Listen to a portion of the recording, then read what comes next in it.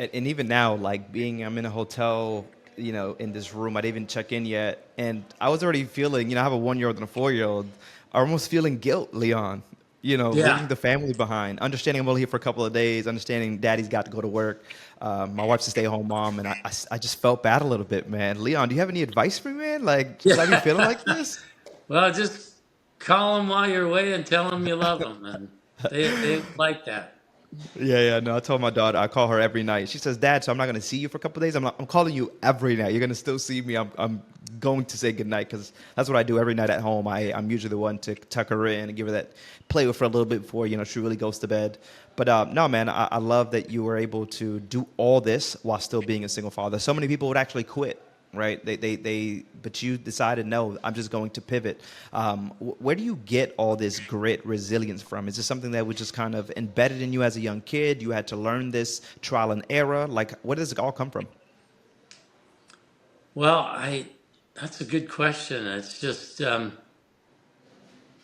figured I got to do what I got to do. Life's good. You just, like you said, pivot and adapt.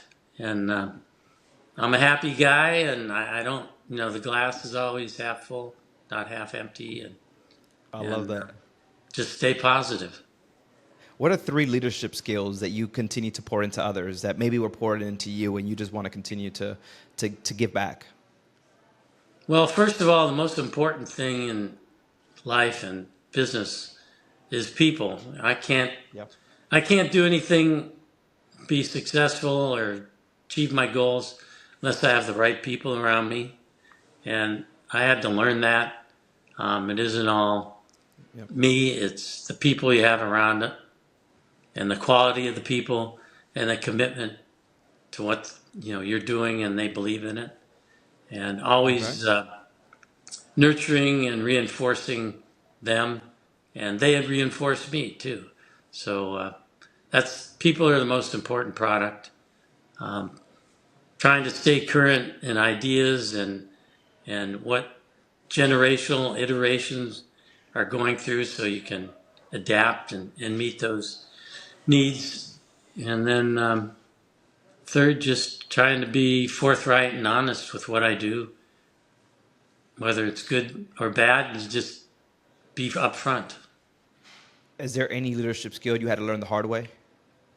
Yeah, how to relate to people and when to push buttons and when not to, and just the best way to relate to people and understanding each individual's personality and Yep. what makes them what makes them tick. I can relate to all of them. I think as leaders, those are one of the biggest things is really finding people. I always like to call it dating. Not everyone you're going to hire or bring to your team is going to be the forever. They may be there for a season or for a reason, but understanding when it's time to let them go. And I think a lot of leaders sometimes forget how to let people go. And understanding, for rightfully so, sometimes if we want to grow, we got to let those people go, whether it's our friends, sometimes employees, Yeah. sometimes partners. I've been an entrepreneur just like yourself and had to walk away from partners, right? Had to close establishments, sometimes family. It's just the sacrifice that we got to really make. But I love that you've never allowed it to stop you, man. Look what you've really been doing, and you're still growing. What a blessing it is. And is there anything on the horizon when we think about AI where we can actually implement AI into what you're already doing? Have you guys tapped into that? Are you guys looking into that space? Yeah, we're looking into AI now, particularly on the websites when people are searching for places to live. We're starting to use AI to communicate with them when they go on the website or the search. Ultimately, they come in the building and see a real person. Yeah. But to answer questions, we're using AI, and we're also starting to use AI for analytics because it can gather data real fast and and give you feedback quickly in a very coherent fashion. Um, that's how we're using AI, and then programmatically, we're focusing a lot now on uh, some cancer survivors. Okay. On, um, for example, women, 1 in 8 women will get breast cancer, and half the women who get breast cancer are 65 and older, which is our age cohort. So they'll have some procedures. So what we're doing is looking at how to post surgery, how to help women recover, because a lot of times with surgery they get scar tissue, which is affects their posture, affects their shoulder mobility, and it can be painful and constrictive. So what we're doing is working with our trainers to develop stretching and strengthening exercises to help people recover.